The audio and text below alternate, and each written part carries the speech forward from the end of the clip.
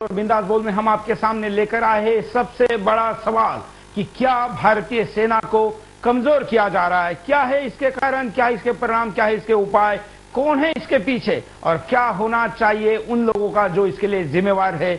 आप सबकी प्रतिक्रिया हमेशा की तरह विदाउट एडिट बेखौफ प्रतिक्रिया को हम दिखा रहे बिंदास बोल में। हम आगे इस कार्यक्रम में परिणाम पर नजर डालेंगे, उसके बाद हम उपाय पर भी जाएंगे। लेकिन अब हम आपके सामने कुछ कॉलर को लेते हैं, गेस्ट के साथ भी बात करेंगे और परिणाम पर हम इस ब्रेक पर आप बात करें ये कहेंगे। कॉलर से बात करते हैं, बोलिए। वंदे मातरम। बोलिए। मैं थाने महाराष्ट्र से कुंदन बात कर रहा हूँ। बोलिए कुंदन जी। ये गंभीर समस्याएं हैं कि हमारे देश के साथ साथ सेना को कमजोर करने का, मैं तो बिंदास बोलूंगा कि चाइना, पाकिस्तान और अमेरिका, वो तीनों के जरिए हमारे देश को कमजोर किया जा रहा है। सेना के ऊपर तथाकथित मानवतावादियों की बूंद से वजह से उनके ऊपर हत्याओं का केस दायर किया जाता है और स्पेशल पावर एक्ट हटाने के लिए आंदोलन की जाते हैं। अभी सेना की कोई जातीय दुश्मनी तो किसी के साथ रहती नहीं है। जो देश के दुश्मन जो नजर आते हैं उनके साथ वो व्यवहार करते हैं तो उनको हत्याओं के इसमें फंसाया जाता है। तो मेरा तो यह मानना है कि ये जो तीनों शक्तियां हैं, हमारे मानवतावादी और एनजीओ कुछ शामिल है तो सेना को कमजोर करने के लिए। सर जी बिल्कुल, धन्यवाद। हम चलते भूपेंद्र जी के पास। भूपेंद्र जी, एक अच्छा मुद्दा इन्होंने कहा है कि जो ह्यूमन राइट कमीशन है वो तो हमारे सैनिकों के खिलाफ काम करता है और आतंकवादी हमारे सैनिकों के खिलाफ गोली चलाते हैं। आतंकवादी मारा जाता है तो भारतीय सैनिकों के ऊपर केस चलती है, देश की रक्षा करने के लिए जो लड़ता है उसके ऊपर। लेकिन जो आतंकवादी मारा जाता, अगर इसको मारने में कामयाब हो जाता है और आतंकवादी पकड़ा भी जाता है तो उसके बारे में ह्यूमन राइट कुछ करता नहीं। तो क्या ये विदाउट बंदूक वाला दुश्मन है सेना का? मुझे ऐसा लगता है कि सेना जिन परिस्थितियों में काम करती है, जिन परिस्थितियों में उनको काम करना पड़ता है, उस सब में ये जरूरी है कि उसके पास स्पेशल पावर एक्ट होना चाहिए। क्योंकि उन सब परिस्थितियों में आप खड़े होकर के ये सब नहीं देख सकते कि क्या उचित है और क्या अनुचित है। सेना की जो अनुशासन है उसके अंदर जो सिखलाई है उसके अंदर ये सारी भावनाएं और सब चीजें ध्यान में रखी जाती हैं। लेकिन जो हमें नुकसान पहुंचा रहा है, जो हमारे देश को नुकसान पहुंचा रहे हैं, जो हमारे देश की जो संस्कृति है, हमारे देश की अखंडता है, उसको जो तोड़ना चाहते हैं, उनके खिलाफ कार्रवाई के अंदर मुझे नहीं लगता कि किसी तरह की रोक टोक उनको की जानी चाहिए। स्पेशल पावर एक्ट अगर रखा जाता है तो आर्मी को ये पूरा अधिकार होना चाहिए कि जब वो काम कर रही है कहीं पे तो उसके ऊपर उसको लागू नहीं किया जाना चाहिए। बिल्कुल। इसमें साथ में इन्होंने चाइना और अमेरिका की बात को भी जोड़ा कि ये देश भी भारतीय सेना को कमजोर करने की बात करते हैं। आपका इस विषय पर क्या कहना है? जो हमारे विरोधी हैं उन सबका ये प्रयत्न तो ये रहता ही है कि हम कमजोर रहें। बड़ी शक्तियां शायद अब नहीं चाहती कि हम कमजोर रहें, क्योंकि हम ही एक ऐसे बड़ा देश, दुनिया का सबसे बड़ा देश है जो चीन के खिलाफ खड़ा हो सकता है। इसलिए हमें कमजोर करने के लिए अब बड़ी महाशक्तियों की कोशिश नहीं है। उनका पूरी कोशिश यही है कि हम चाइना के खिलाफ एक बड़ी महापावर। पाकिस्तान तो ये जरूर कोशिश कर सकता है। हाँ, जरूर। उनकी तो ये हमेशा कोशिश रहती है कि हमें फाइनेंशियली, पैसे के मामले में भी और हमारी रक्षा के किसी भी काम के अंदर हमारे खिलाफ हमेशा वो लोग आपस में मेलजोल बढ़ाते हैं और हमारे खिलाफ काम करना चाहते हैं। बिल्कुल। हम जानते हैं कि पिछले दिनों भारतीय जो सेना है उसके अंदर ऐसी घुसपैठ हुई थी कि भारत का महत्वपूर्ण डाटा, जो खास करके आईटी डाटा था, इंफॉर्मेशन डाटा था, वो सब चोरी हुआ था और वो बहुत बड़े पैसे के रूप में या कुछ अधिकारियों को लड़कियां सप्लाई करके भी उसको हस्तगत किया गया था। ऐसे कुछ कारनामे भी पिछले दिनों हुए हैं। हमारे लोग भी उसके लिए जिम्मेवार हैं, लेकिन वो विदेशी लोगों का षड्यंत्र था जिसमें हमारे कुछ लालची अफसर फंस गए थे। अर्थात ये भारतीय सेना को कमजोर करने का प्रयास का एक उदाहरण है। मैं आपको साथ साथ में कुछ ऐसे चौंकाने वाली चीजें भी बताते जाऊंगा, कॉल भी लेता जाऊंगा, आपकी प्रतिक्रिया भी देता जाऊंगा। हम आपको बताना चाहते हैं कि भारतीय सेना के अधिकारियों के पास जो 9mm की पिस्तौल होती है, ये पिस्तौल से कभी किसी दुश्मन को तो छोड़िए, कुत्ते को भी जान से नहीं मारा जा सकता।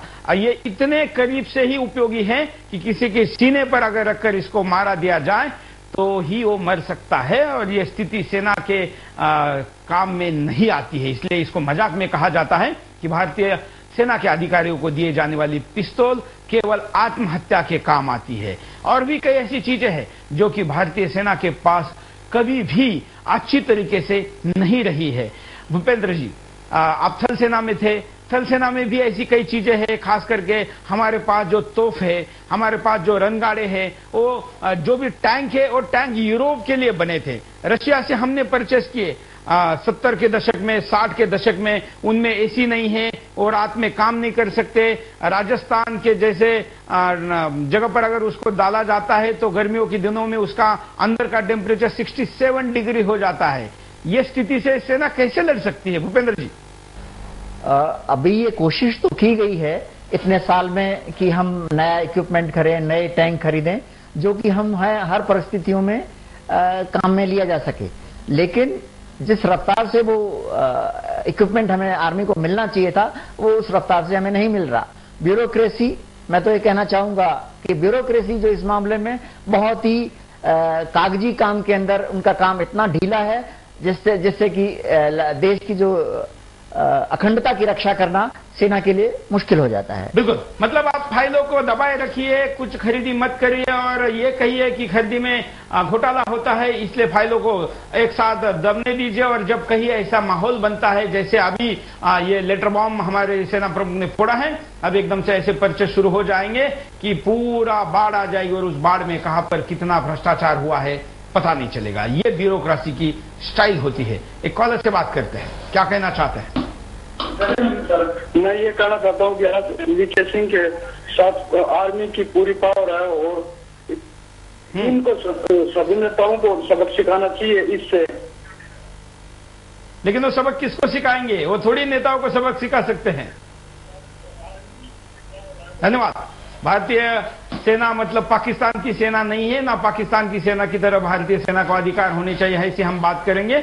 हमारे यहाँ पर लोकतंत्र सर्वश्रेष्ठ है, वो रहना चाहिए। संसद सर्वश्रेष्ठ है, वो भी रहनी चाहिए, क्योंकि फिलहाल हमारे पास दूसरी कोई पर्याय व्यवस्था नहीं है। लेकिन जो लड़ने के लिए जिसको आपने सीमा पर खड़ा किया है, उसको तो पर्याप्त हथियार दो।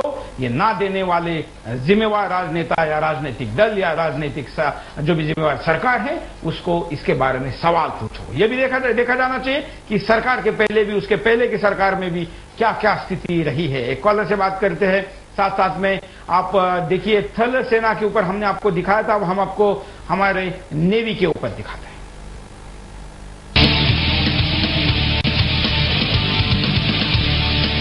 भारतीय सेना के महत्वपूर्ण अंग नौसेना वर्षों के अपने गौरवशाली इतिहास के साथ भारतीय सभ्यता एवं संस्कृति की रक्षक है। 55,000 नौसैनिकों से लैस यह विश्व की 5वीं सबसे बड़ी नौसेना है। भारतीय सीमा की सुरक्षा को प्रमुखता से निभाते हुए विश्व के अन्य प्रमुख मित्र राष्ट्रों के साथ सैन्य अभ्यास में भी सम्मिलित होती है। अरब सागर पर बढ़ते चीन के प्रभाव को भारतीय नौसेना ने ही कम किया है। पिछले कुछ वर्षों से लगातार आधुनिकीकरण के अपने प्रयास से यह विश्व की एक प्रमुख शक्ति बनने की भारत की महत्वाकांक्षा को सफल बनाने की दिशा में है।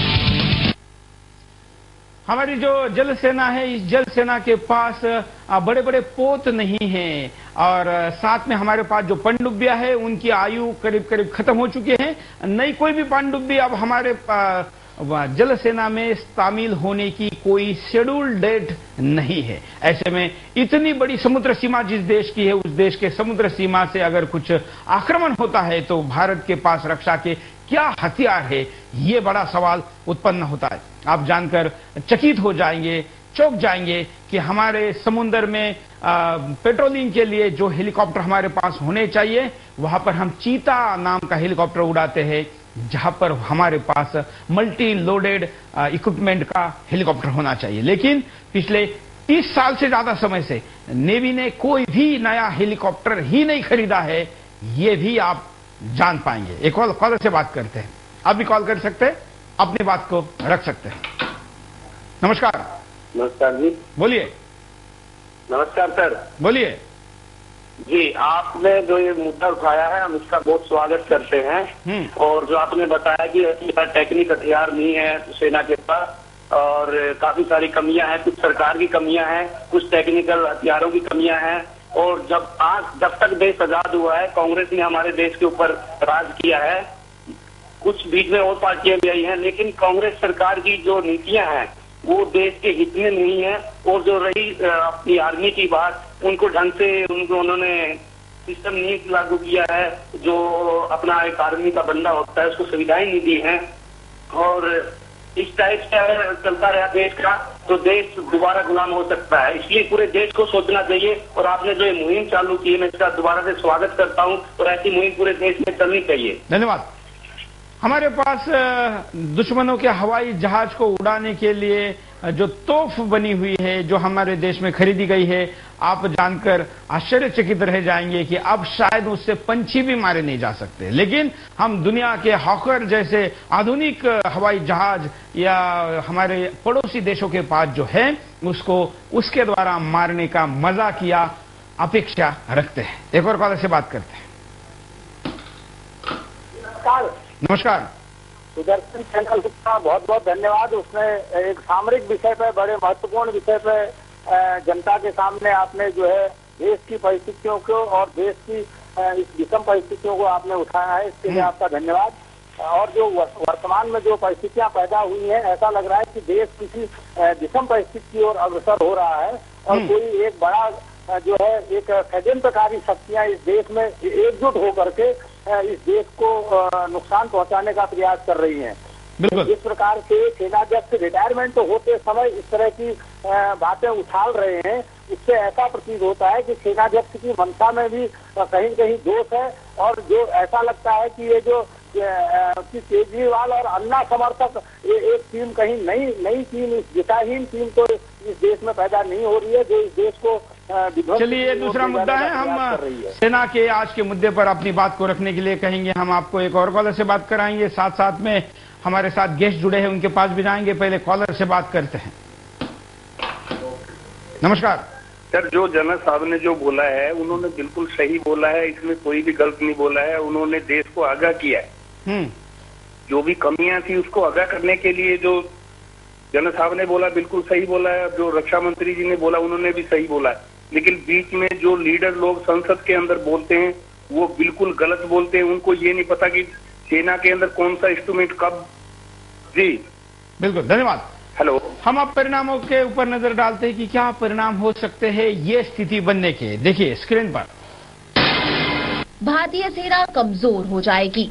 जिस तरह से सेना के संसाधनों की कमी का खुलासा हुआ है और सरकार की कमियां सामने आई हैं, उससे तो यही लगता है कि दुनिया की चौथी बड़ी सेना इन हालातों में कमजोर पड़ जाएगी। पड़ोसी देशों का साहस बढ़ेगा।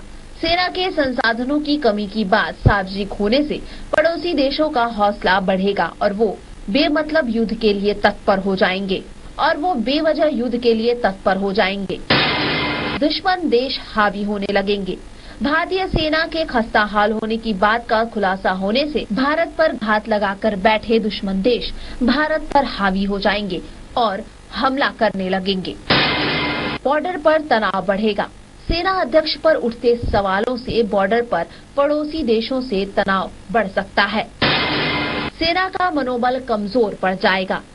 इस तरह के तमाम विवादों से मजबूती से लड़ने वाली भारतीय सेना का आत्मबल कमजोर पड़ जाएगा। भूपेंद्र जी, आप क्या परिणाम बताएंगे? मुझे जो लगता है जो आपने अभी तक परिणाम बताए उन सब में सबसे ज्यादा मुख्य है जो सेना का मनोबल है वो गिरेगा। क्योंकि मनोबल ही एक ऐसी चीज है जिसके सहारे हम सारी लड़ाइयां लड़ सकते हैं। अगर हम अपने आप में कन्विंस्ड हैं कि हम ये लड़ाई लड़ सकते हैं और ये हम किसी भी दुश्मन का मुकाबला कर सकते हैं तो हमें किसी भी तरह की परेशानी नहीं होगी। बिल्कुल, सेना के लिए मनोबल ही, किसी सैनिक के लिए सबसे बड़ी चीज अगर कुछ होती है तो मनोबल होती है। आधुनिक हथियार हाथ में होने के बावजूद भी अगर मनोबल नहीं है तो वो लड़ नहीं सकता। भारतीय सैनिकों की यही विशेषता है कि उसका मनोबल सबसे सक्षम है। लेकिन हमारे इस आज की स्थिति ने इस मनोबल को भी तोड़ने का काम किया है।